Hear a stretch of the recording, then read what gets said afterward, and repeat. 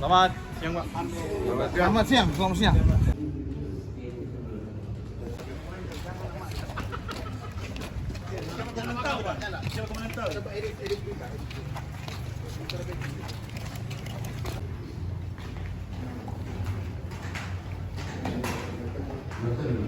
Saya hormati Kasubdit Jatantras Ditkrimum, rekan-rekan media yang berbahagia. Siang ini kami akan merilis pengungkapan perkara tindak pidana pemerasan dan pengancaman yang dilakukan oleh tersangka DS kepada salah seorang korban, seorang dosen di salah satu perguruan tinggi yang ada di Manado. Peristiwa ini terjadi pada tanggal 6 September 2023 dengan TKP yaitu di depan kampus Sekolah Tinggi El Fatah Manado, Jalan Samrat, Wenang Selatan. Ini terjadi sekitar pukul 17.30 WITA. Dari hasil pemeriksaan para saksi, baik itu saksi korban, saksi pelapor maupun saksi-saksi lainnya, serta hasil pemeriksaan dari tersangka dan barang bukti yang berhasil dikumpulkan oleh penyidik, dapat kami sampaikan kronologisnya sebagai berikut. Pada tanggal 30 Agustus 2023 sekitar pukul 19.00 WITA, tersangka mendatangi kampus salah satu perguruan tinggi yang ada di Manado dan menemui pihak perguruan tinggi tersebut melalui salah seorang pengajar atau dosen di perguruan tinggi tersebut. Selanjutnya, tersangka mengakui sebagai salah satu anggota lembaga swadaya dan juga mengakui sebagai pimpinan salah satu media online. Pada saat pertemuan dengan pihak perguruan tinggi tersebut, tersangka menyampaikan bahwa ada laporan penyimpangan di perguruan tinggi tersebut dan akan diungkap.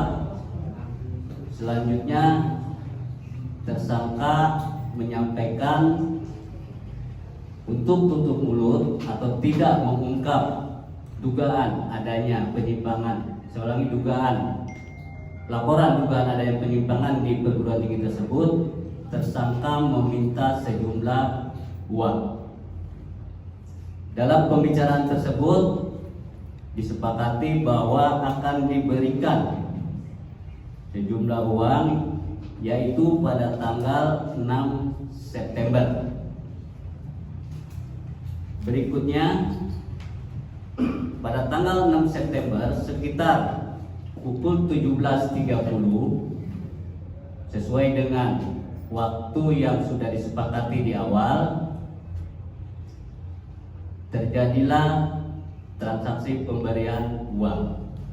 Namun dalam hal ini, karena dari awal saksi korban merasa curiga, sebelum terjadi pemberian uang tersebut, saksi korban menghubungi pihak penyidik Direktorat Kriminal Umum, sehingga pada saat penyerahan tersebut, saat itu juga dilakukan penangkapan oleh penyidik Direktorat Reserse Kriminal Umum dengan barang bukti berupa uang tunai sebesar 25 juta rupiah kemudian 1 buah amplop warna coklat, 2 buah handphone, 1 unit kendaraan Toyota Calya yang digunakan oleh tersangka, berikut STNK dan kunci mobilnya. Pemeriksaan yang kami sampaikan di awal tadi berdasarkan pemeriksaan saksi korban, saksi-saksi lainnya, pemeriksaan tersangka dan barang bukti yang berhasil ditemukan oleh atau dikumpulkan oleh penyidik menerapkan pasal sangkaan terhadap tersangka, yaitu pasal 368 KUHP dan pasal 369 KUHP dengan ancaman maksimal 9 tahun dan 4 tahun. Demikian rekan-rekan yang dapat kami sampaikan. Adalah LSM dan juga merangkap sebagai wartawan sebagai media. Apakah betul posisinya sebagai wartawan, Pak Kadip? Terima kasih atas kesempatannya Pak Kadip Mas. Baik, selamat siang rekan-rekan wartawan. Tadi ada pertanyaan tentang masalah status daripada tersangka. Informasi yang kita dapatkan dan dari hasil keterangan bahwa tersangka DS ini pimpinan salah satu media online. Begitu juga dengan pimpinan salah satu LSM, lembaga swadaya masyarakat yang ada di Kota Manado. Dan ini kami akan terus juga. Kami akan koordinasi ke Pemda dan kami akan koordinasi ke asosiasi wartawan apakah benar yang bersangkutan ini terdapat sebagai wartawan resmi ataupun jurnalis. Ya, nanti kita akan tindak lanjut itu. Wartawan pun juga ada masalah karena tindakan yang dilakukan dia adalah bukan tindakan jurnalis. Ya, tindakan yang dilakukan dia adalah tindak pidana, yaitu pemerasan dan pengancaman. Jadi tidak ada masalah kalau dia wartawan. Nah, jadi tindakan dia bukan kegiatan jurnalisnya. Baik. Jadi ini modus yang disampaikan oleh si pelaku DS ini kepada si pihak korban bahwa sekolah STIE, salah satu STIE yang salah satu dosennya adalah si korban ini, si pelaku mendapat informasi bahwa telah terjadi praktek-praktek semacam pungutan liar di sana dengan penerbitan ijazah dengan memberikan sejumlah uang 20-30 juta ijazah pendidikannya sudah terbit.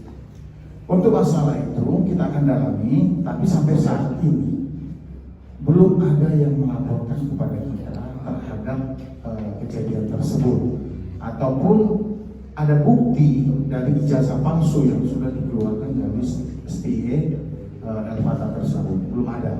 Kalau ada pidananya kita akan tindak lanjuti lagi. Ya. Tapi sampai sekarang belum ada, belum ditemukan. Cukup ya? Cukup. Oke, sudah kita katakan memang ada beberapa itu modus yang dilakukan oleh para pelaku kejahatan. Dia bisa mengatakan saya sebagai aparat, saya sebagai pegawai negeri sipil, atau saya sebagai jurnalis. Tapi kita lihat apa yang dilakukan oleh pelaku itu.